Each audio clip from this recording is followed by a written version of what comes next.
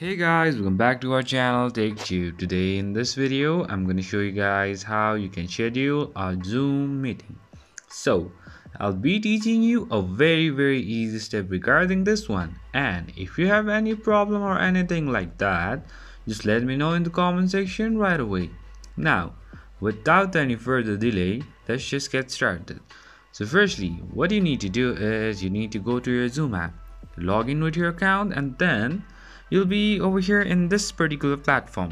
So this is my Android version, so I'm gonna teach you according to this. So firstly, what you need to do is over here you'll be having option which says schedule just beside join over here like this. Just go over here, and now it will ask you to fill the details. So when is the date that you want to schedule, from which time to which time, and you can choose the time zone, and if you want to repeat it you can repeat it from here, and then attendees if you have anyone specific, and then you can just scroll down to do everything again. You can even name your Zoom meeting and then just press on done, and then you just save it, and then your meeting will be scheduled. So that's pretty much, guys, that's how you do it. I hope this video is helpful for you guys. So thank you for watching our video, guys. If you like our video, please leave a like and do not forget to subscribe our channel, and also hit the bell icon so you never miss an update from us.